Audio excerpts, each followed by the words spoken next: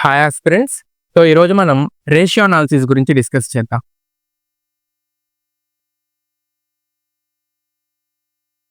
So చూడండి, financial statement అనాలిసిస్‌లో ratio analysis అనేది చాలా ఇంపార్టెంట్ టూల్ అనమాట. ఓకేనా? సో చూడండి, మనం ఫినాన్షియల్ స్టేట్మెంట్స్ అంటే ఏం చెప్పుకున్నాము? సో ఫినాన్షియల్ స్టేట్మెంట్స్ అంటే మనకి profit and loss account, balance sheet, cash flow statement, notes, working notes ఏవైతే ఉన్నాయో ఈ 4 కూడా మనకి ఫినాన్షియల్ స్టేట్మెంట్స్ కిందకొస్తాయి. ఓకేనా? అందులో మనకి పి&ఎల్ అకౌంట్ ఏం చూపిస్తుంది అంటే ఆపరేటింగ్ యాక్టివిటీస్‌కి సంబంధించిన ఇన్ఫర్మేషన్‌ని చూపిస్తుంది. బ్యాలెన్స్ షీట్ మనకి ఏం చూపిస్తుంది? మన ఫినాన్షియల్ పొజిషన్‌ని రిఫ్లెక్ట్ చేస్తుందన్నమాట. క్యాష్ ఫ్లో స్టేట్మెంట్ ఏం చూపిస్తుంది? క్యాష్ ఇన్‌ఫ్లోస్ అండ్ క్యాష్ అవుట్‌ఫ్లోస్‌ని డినోట్ చేస్తుంది. ఈ మూడిటికి సపోర్టింగ్ మనకి నోట్స్ టు అకౌంట్స్‌లో ఉంటాయన్నమాట. ఓకేనా? కాకపోతే ఇక్కడ ఏమవుతుంది అంటే మనకి క్లియర్ పిక్చర్ అనేది తెలిసే అవకాశం ఉండదు. ఓకేనా? So when you analyse P and L account, balance sheet and cash flow statements, the items which are in there is only showing అనమాట. ఓకేనా? సో అక్కడ ఏదైతే ఉన్నాయో అవి మాత్రమే కనిపిస్తూ ఉంటాయి.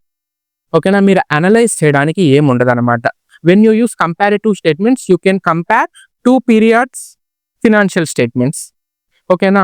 When you use trend analysis, so what is the trend on our financial statement అనేది మనకి తెలుస్తుంది.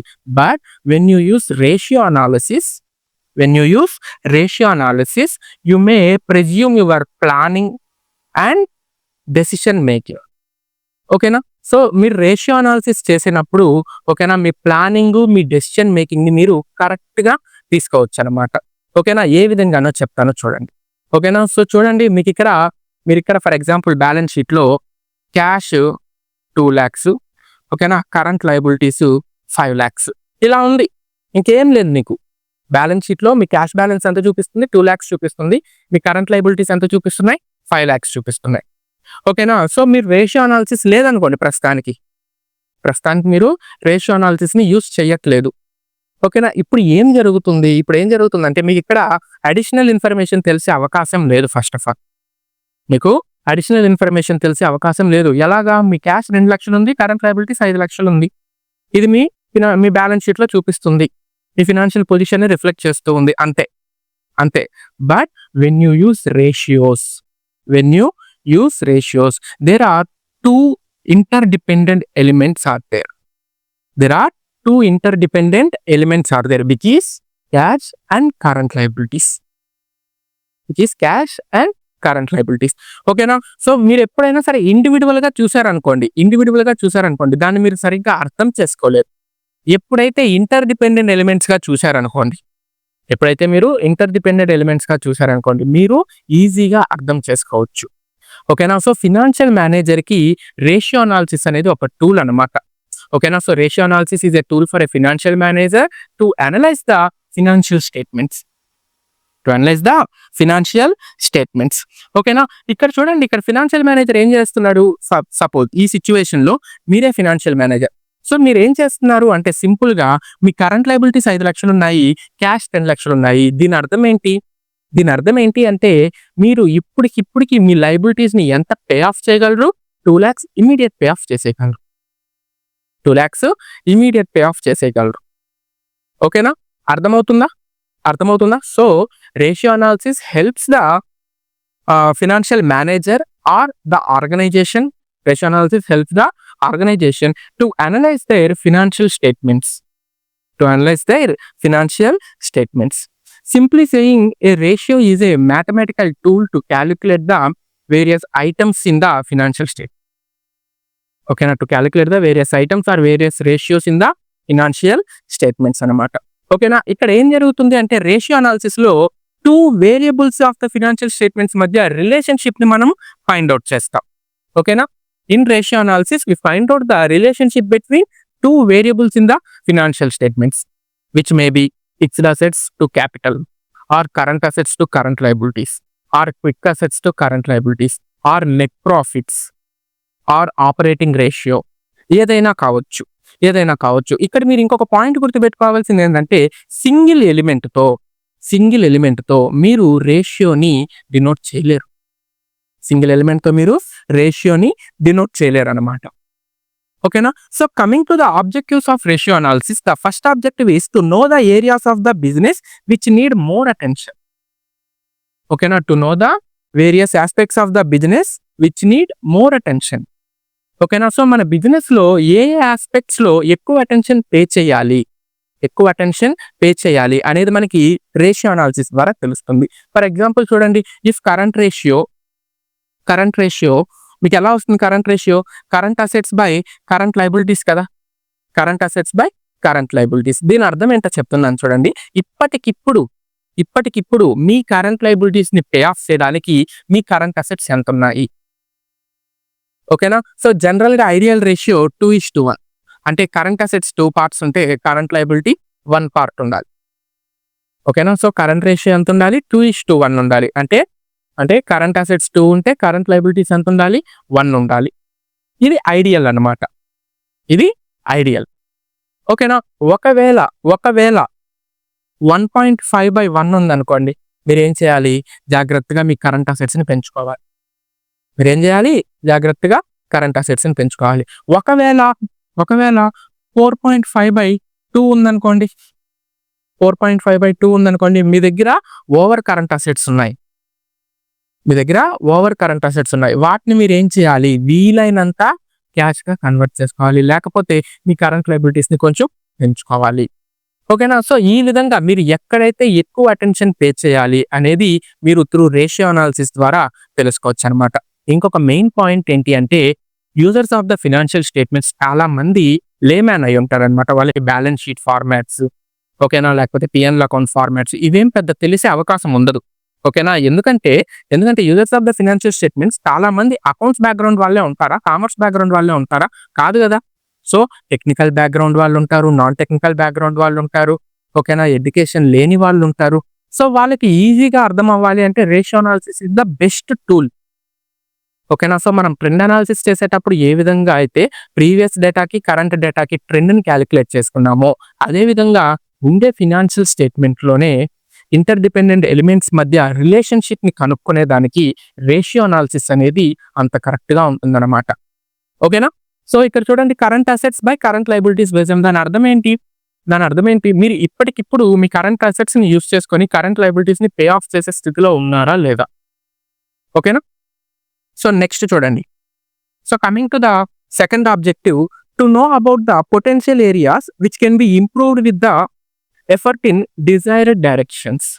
ఓకేనా? సో బిజినెస్ లో పొటెన్షియల్ ఏరియాస్ ఉంటాయి కదా. ఓకేనా? మంచి స్ట్రెంగ్త్ అండ్ స్ట్రాంగ్ ఏరియాస్ ఉంటాయి కదా. వాటిని కరెక్ట్ డైరెక్షన్ లో తీసుకెళ్ళడానికి మనకి రేషియో అనాలిసిస్ అనేది యూజ్ అవుతుంది అనమాట. ఓకేనా? Next, to provide a deeper analysis of profitability, liquidity, solvency and efficiency levels in the business. ఓకేనా? So to provide a deeper analysis of the profitability,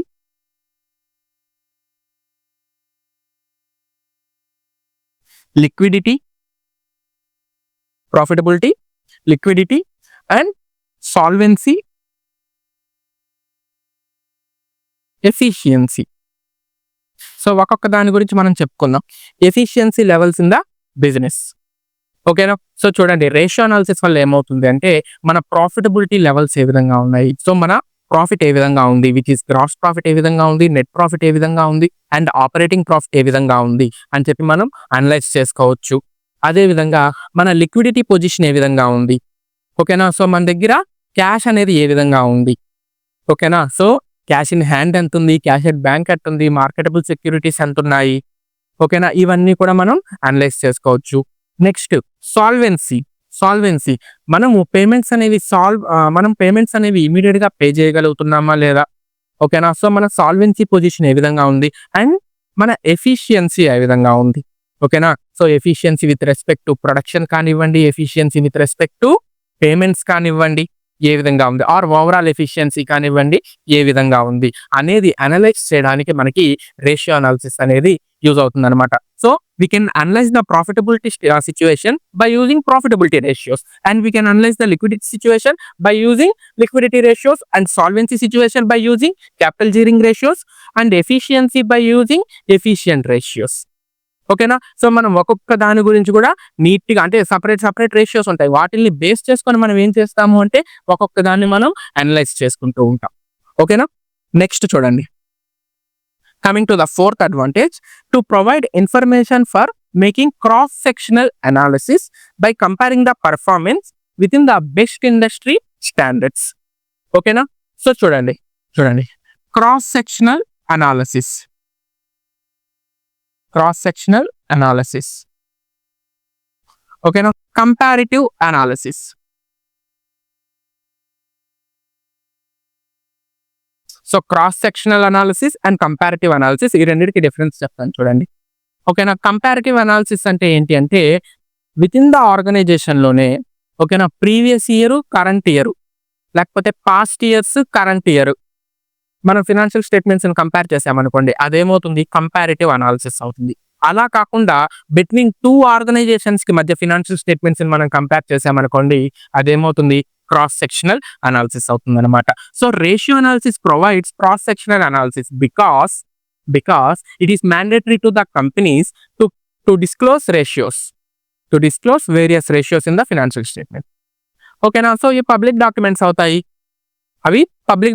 అవుతాయి. సో, ఏం జరుగుతుంది అంటే 2 కాంపిటీటివ్ ఫార్మ్స్ కానివ్వండి లేకపోతే ఇంకేదైనా సరే ఓకేనా, సో క్రాస్ సెక్షనల్ అనాలిసిస్ చేసుకోవడానికి యూజ్ అవుతుందన్నమాట. ఓకేనా? నెక్స్ట్ చూడండి. To provide information derived from the financial statement useful for making projection and estimates for future. ఓకేనా? సో, మీరు ప్రొజెక్షన్స్ చేసుకోవడానికి యూజ్ అవుతుంది. ఓకేనా? ఆర్ ఫ్యూచర్ ఎస్టిమేషన్స్ చేసుకోవడానికి యూజ్ అవుతుందన్నమాట. ఓకేనా? ఇంకా సింపుల్‌గా చెప్పుకోవాలంటే బడ్జెటింగ్ అనాలిసిస్ కూడా మనకి రేషియో అనాలిసిస్ అనేది యూజ్ అవుతుంది. ఓకేనా? సో, నెక్స్ట్ చూడండి. Advantages of ratio analysis. So, first helps to make decisions. So, decisions తీసుకోవడానికి మనకి రేషియో అనాలిసిస్ అనేది యూజ్ అవుతుంది. ఓకేనా? సెకండ్‌ది simplifying the financial statements and related figures. ఓకేనా? సో, మీరు ఫినాన్షియల్ స్టేట్మెంట్స్‌ని సింప్లిఫై చేసుకోవచ్చు. ఓకేనా? సో, ఫర్ ఎగ్జాంపుల్ మీరు రేషియో అనాలిసిస్ ప్రాబ్లమ్స్ గాని చూసినట్లయితే మీకు వేరియస్ రేషియోస్ ఇచ్చేసి దాన్ని బేస్ చేసుకొని బ్యాలెన్స్ షీట్ వేయమంటారు. మీకు వేరియస్ రేషియోస్ ఇచ్చేసి దాన్ని బేస్ చేసుకొని బ్యాలెన్స్ షీట్ వేయమంటారు. ఈజీగా వేసేసేయొచ్చు. అంటే ఏంటి? మీకు ఫినాన్షియల్ రేషియోస్ ఇచ్చేసి దాన్ని బేస్ చేసుకొని బ్యాలెన్స్ షీట్ వేయమంటున్నాడు అంటే ఈ ఫినాన్షియల్ స్టేట్మెంట్స్ అన్నిటిని కూడా సింపుల్‌గా రేషియోస్ రూపంలో చెప్పేసినట్టే కదా! అవునా కదా? సో, అంటే మనకి రేషియో అనాలిసిస్ వల్ల ఏమవుతుంది? ఫినాన్షియల్ స్టేట్మెంట్స్ అనేవి సింప్లిఫై అయిపోతాయన్నమాట. ఓకేనా? నెక్స్ట్ చూడండి. Helpful for comparative analysis.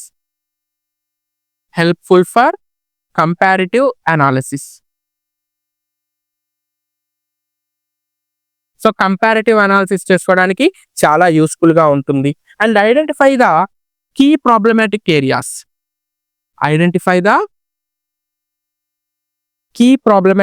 Areas. So, మన ఆర్గనైజేషన్‌లో ఏవైతే ప్రాబ్లమాటిక్ ఏరియాస్ ఉన్నాయో ఓకేనా, వాటిని ఐడెంటిఫై చేయడానికి రేషియో అనాలిసిస్ యూజ్ అవుతుంది. సింపుల్ చూడండి.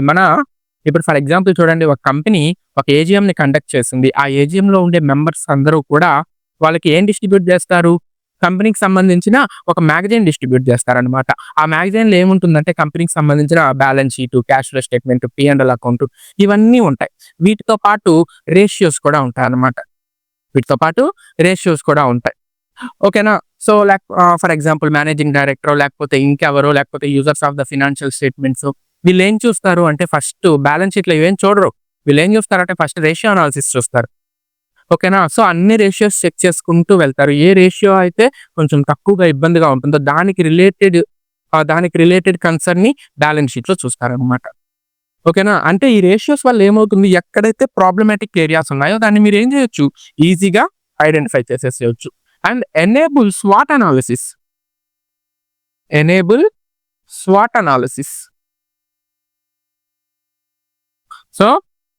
సో, ఆర్గనైజేషన్‌కి సంబంధించి స్వాట్ అనాలిసిస్ చేసుకోవడానికి కూడా మనకి రేషియో అనాలిసిస్ అనేది యూజ్ అవుతుందన్నమాట. స్వాట్ అంటే ఏంటి? Strength, weakness, opportunities, threats. ఓకేనా. స్వాట్ అంటే ఏంటి? Strengths, weakness, opportunities, threats. ఓకేనా. ఇక్కడ స్ట్రెంగ్త్, వీక్నెస్ అనేది ఇంటర్నల్ పాయింట్ అయితే ఆపర్చునిటీస్, థ్రెట్స్ అనేవి ఏమవుతాయి? ఎక్స్టర్నల్ పాయింట్స్ అవుతాయి అన్నమాట. ఓకేనా. ఇంకో రకంగా చెప్పుకోవాలంటే పాజిటివ్ ఎలిమెంట్స్ వచ్చి స్ట్రెంగ్త్, ఆపర్చునిటీ, నెగిటివ్ ఎలిమెంట్స్ వచ్చి వీక్నెస్, థ్రెట్స్. ఓకేనా. స్ట్రెంగ్త్ అంటే మన ఇండివిజువల్ గా ఉండే స్ట్రెంగ్త్, వీక్నెస్ అంటే మన ఇండివిజువల్ గా ఉండే వీక్నెస్, ఆపర్చునిటీస్ మన ఇండివిజువల్ గా వస్తాయా? రావు కదా, బయట నుంచి రావాలి, దాన్ని మనం పట్టుకోవాలి. థ్రెట్స్ మనకై మనమే థ్రెట్ అవుతామా? కాదు కదా, బయట వాళ్ళు ఎవరన్నా వస్తేనే మనకి థ్రెట్స్ అనేవి ఉంటాయన్నమాట. And useful for various comparisons, useful for various comparisons. So రకరకాల కంపారిజన్స్ చేసుకోవడానికి కూడా మనకి రేషియో అనాలిసిస్ అనేది యూజ్ అవుతుంది. So what are the advantages for ratio analysis? First point, helps to make decisions and simplifying the financial statements and related values. Next point, helps for comparative analysis. So we can compare the previous data with the present data and identifying the key problematic areas. Enables SWOT analysis for the organization, useful for the various comparisons. So రకరకాల comparisons కోసం మనకి use అవుతుంది అనమాట. ఓకేనా. ఆ comparisons అనేవి ఇంటర్ఫార్మ్ comparisons అవ్వచ్చు, ఇంట్రాఫార్మ్ comparisons అనేది అవ్వచ్చు, లేకపోతే క్రాస్ సెక్షనల్ కంపారిజన్స్ కూడా అవ్వచ్చు అనమాట. ఓకేనా. సమ్ టైమ్స్ మీరు టైం సిరీస్ చేసుకోవడానికి కూడా రేషియో అనాలిసిస్ అనేది యూజ్ అవుతుంది అనమాట. ఓకేనా. సో నెక్స్ట్ చూడండి,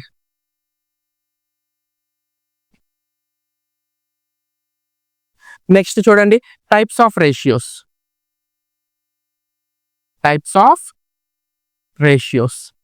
సో రేషియోస్ టైప్స్. ఓకేనా. We can divide the types of ratios into 2 types. ఓకేనా. సో క్లాసిఫై చేసుకునేటప్పుడు మీరు 2 టైప్స్ గా క్లాసిఫై చేసుకోవచ్చు. ఓకేనా. ఏమేంటంటే ట్రెడిషనల్ క్లాసిఫికేషన్ ప్రకారం ఒకటి, traditional classification and functional classification.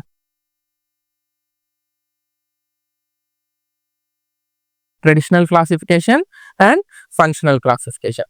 So traditional classification ఏ విధంగా ఉంటుందంటే ratios on the basis of P&L account, ratios on the basis of balance sheet, ratios on the basis of cash flow statement, ratios on the basis of P&L account, ratios on the basis of balance sheet, ratios on the basis of cash flow statement.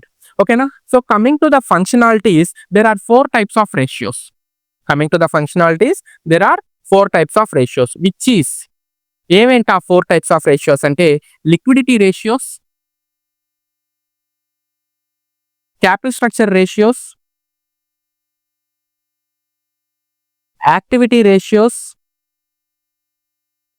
profitability ratios. ఓకేనా. So liquidity ratios, capital structure ratios, activity ratios and profitability ratios. So మళ్ళీ ఇందులో ఒక్కొక్క దాంట్లో for example liquidity ratios లో current ratio, quick ratio, acid test ratio, ఇట్లా రకరకాలు ఉంటాయి. capital structure ratio relating to the capital. Okay na. Activity ratios related to the various activities. Profitability ratios related to the profitability situations or profitability statements or turnovers. ఎలా అయినా చెప్పుకోవచ్చు అనమాట. ఓకేనా. So there is 2 types of classifications, which is traditional classification and functional classification. Coming to the traditional classification, there are 3 types. Ratios on the basis of P&L account, ratios on the basis of balance sheet, ratios on the basis of cash flow statement. Coming to the functional classifications, there are 4 types of classifications, which is liquidity ratios, capital structure ratios, activity ratios, and finally profitability ratios. Okay now, we can discuss each and every ratios in further classes.